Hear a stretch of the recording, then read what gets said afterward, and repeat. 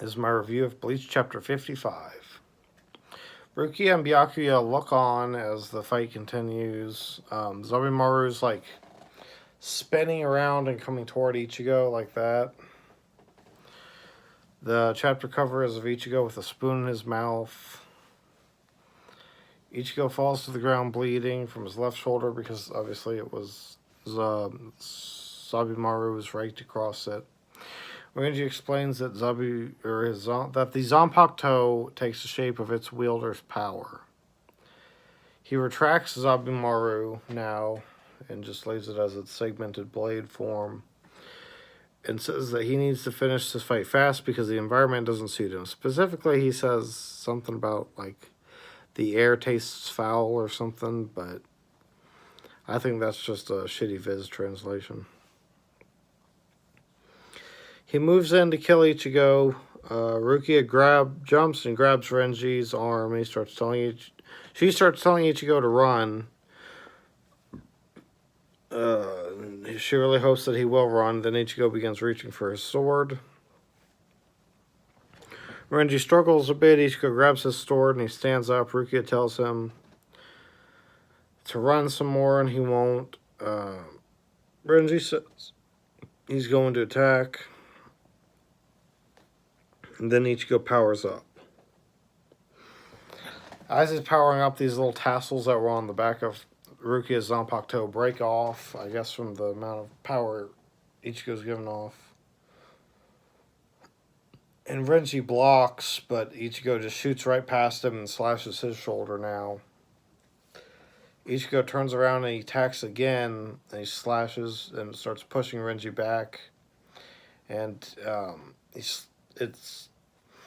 like slashed up like that, and so it not only knocked Renji back, but it slashes his face, and now there's blood all over his face. He's bleeding pretty badly, and Ichigo says that Renji got slow all of a sudden, and then Renji says, "No, you just got a lot faster." I think he actually specifically thinks that to himself rather than actually saying it. Renji wonders where all this power came from. Ichigo's power is overflowing, and Renji has no chance to take him at this point. Ichigo says he no longer feels pain from the damage he's received, and he moves in to finish Renji off, and as he's getting ready to strike his sword, is suddenly bisected, and he's just barely holding any more than the hilt, and he wonders what happened. He starts looking around, and we see Byakuya is holding the majority of Ichigo's Zanpakuto. Technically, it's Rukia's Zanpakuto. Ichigo completely loses his composure now. Byakuya drops the blade and begins drawing his sword. You see him grip his katana, and then all of a sudden he's by Ichigo and he's putting his sword back in his hilt. And then we see Ichigo's chest explode. And the corner is just of Yoruichi running. Pretty good finish to the fight. This one was certainly, I'd say, more enjoyable than the last one.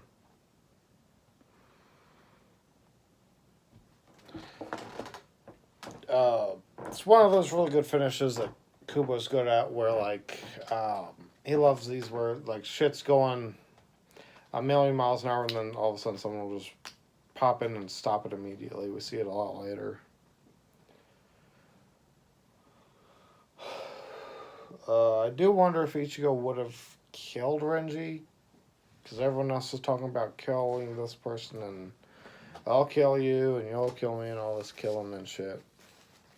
So it makes you wonder if he would have really killed him. Also makes you wonder, what did Renji do to Uryu that he couldn't get up during this time and fire off an arrow?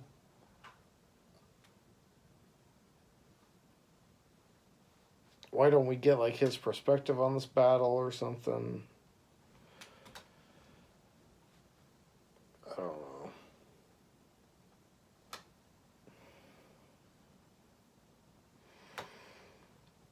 It's just... It's...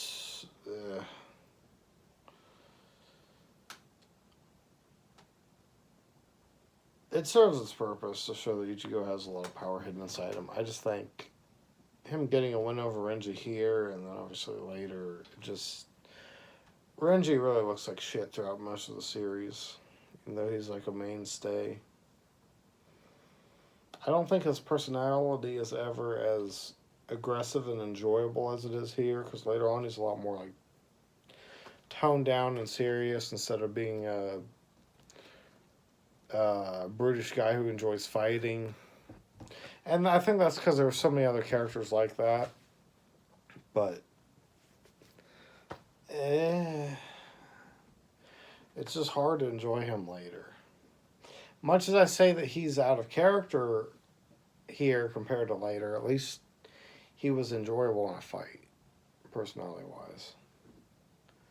But obviously, this is just to set up Byakuya as the massive fucking hurdle that he is.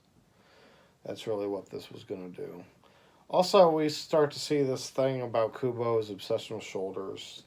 Throughout the whole series, all you ever see is people getting slashed on the shoulders and chest and shoulders. It's just, I don't know what his obsession with that shit is. But it pretty much starts here. Good fight, good chapter. That's where I'll leave it at.